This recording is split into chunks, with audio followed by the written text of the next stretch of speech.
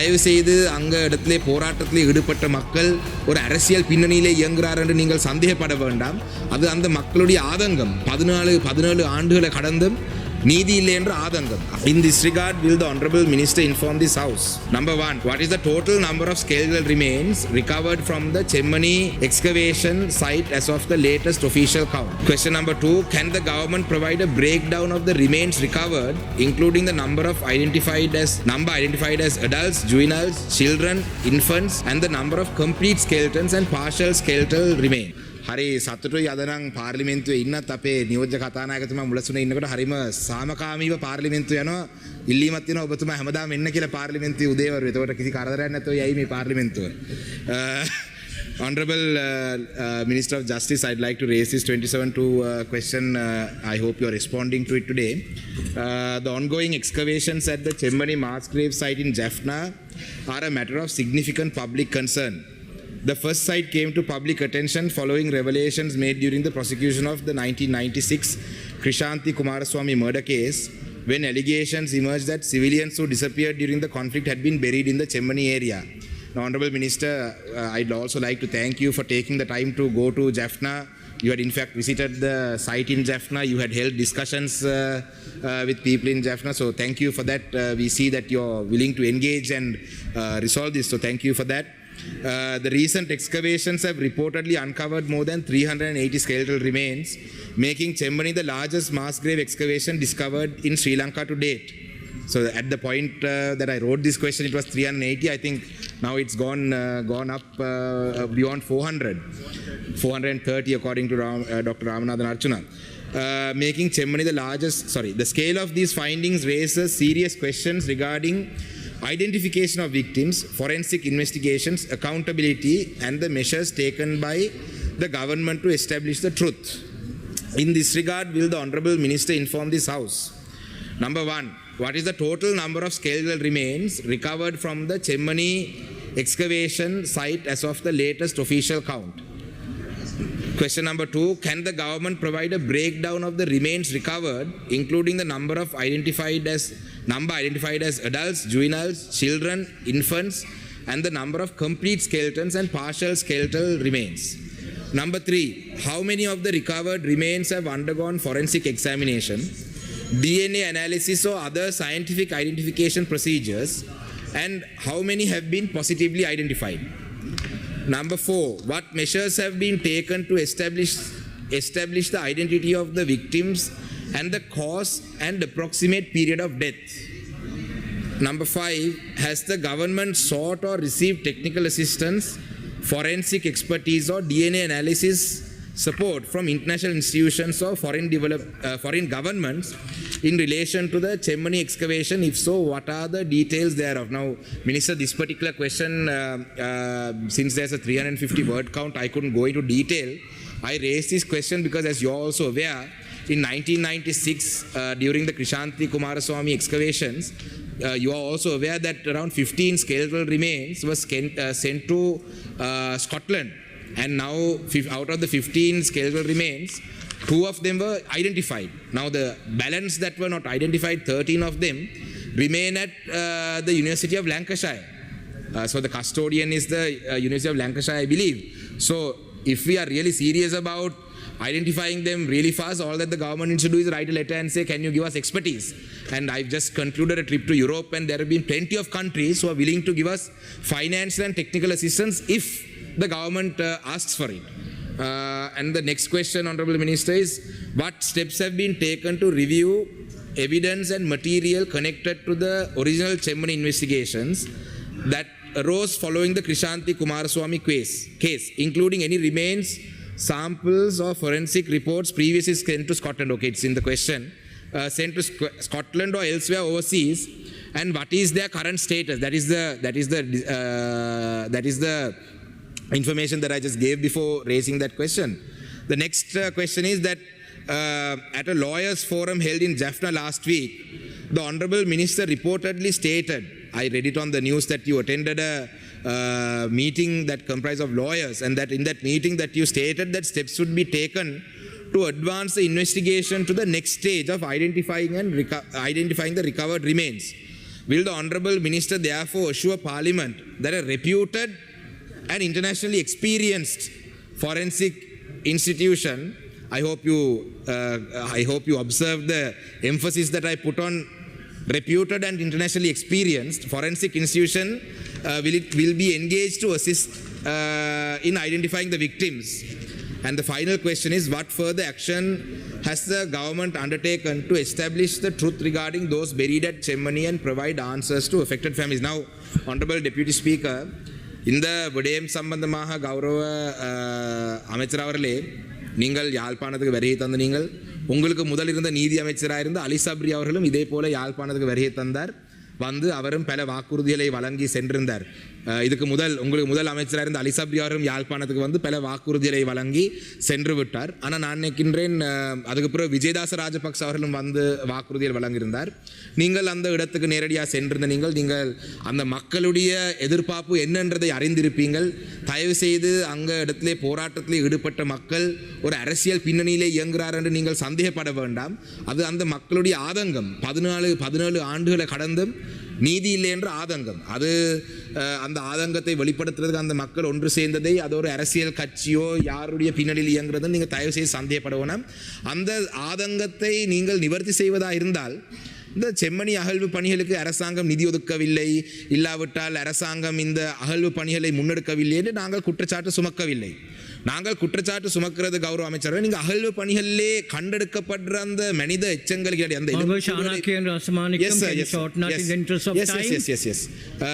அந்த மனித எச்சங்களை வந்து அடையாளம் காண வேணும். இஃப் வித்தவுட் த டிஎன்ஏ, அந்த டிஎன்ஏ பரிசோதனை செய்யாமல் யாருடைய குடும்ப உறவினருடைய மனித எச்சங்கள் என்று கண்டுபிடிக்காவிட்டால் பிரியோசனம் இல்லாமல் விடும். அதுக்கான தேவையான வசதிகள் இலங்கையிலே இல்லை. அப்போ இந்த விடயம் சம்பந்தமாகத்தான் எங்களுக்கு உங்கள் மீது கேள்விகளும் சந்தேகங்களும் இருக்கின்றால் அகழ்வு பணிகளை பற்றி இல்லை. ஆனால் Honourable member, can we make it short? Thank you, sir. Thank you. The Honourable Minister of Justice. Thank you, Honourable Deputy Speaker. Thank you, Honourable Rasmanikam MP, for raising these valid questions. Yes, first and foremost, I must say, the first indications of Chemmani came at the end of the Krishanti Kumaraswamy's trial, somewhere around, if I'm not mistaken, 99. But thereafter, not a single government till 2025 ever bothered to follow up on Chemmani. Only we did. Others visited, as you said, the ministers, they visited, and some of the governments, even you may have represented at some point, they never. I'm sorry. You would have been in the parliament. Sorry. But either way, none of the governments did, for 25 years till we came along. So our commitment for the cause is undoubtedly sincere, and we are also aware that our mandate that we receive from the North is not to cover up, but to do justice. And we are going to do that. So let me answer your questions, Honourable Sir.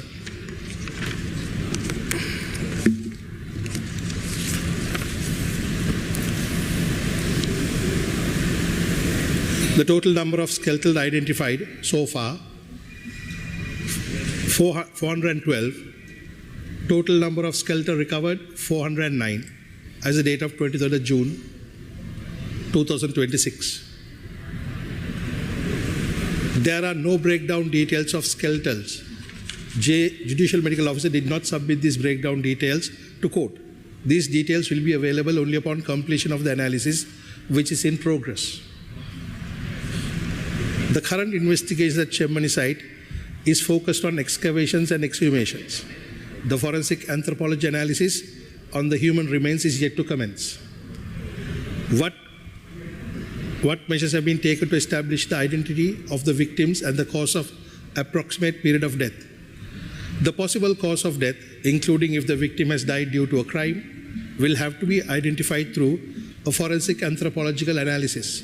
Ascertaining the period of death takes place through the analysis by the archaeologist and the judicial medical officers. Details will be available when they submit the respective reports. In August 5th of August 2025, the court held an identification parade of clothing and other associated artifacts that had been excavated at Chemmani. where over 200 family members attended. The CID is also investigating. The approximate period of death is to be determined through examination and analysis.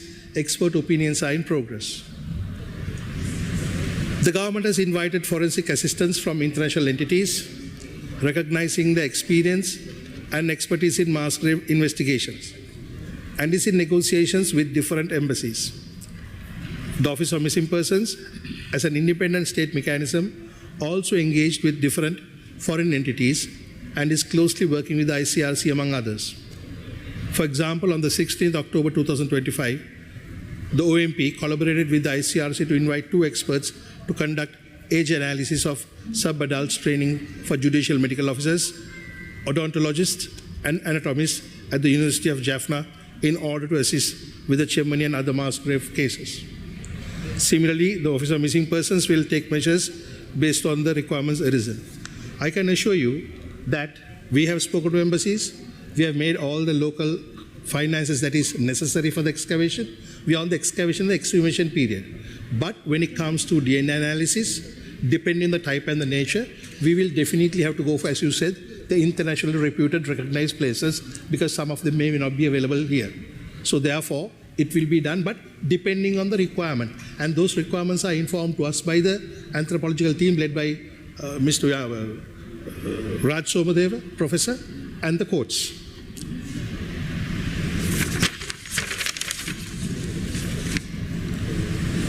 Now you're asking about the Krishanti Kumaraswamy case and that the remains being sent to Scotland.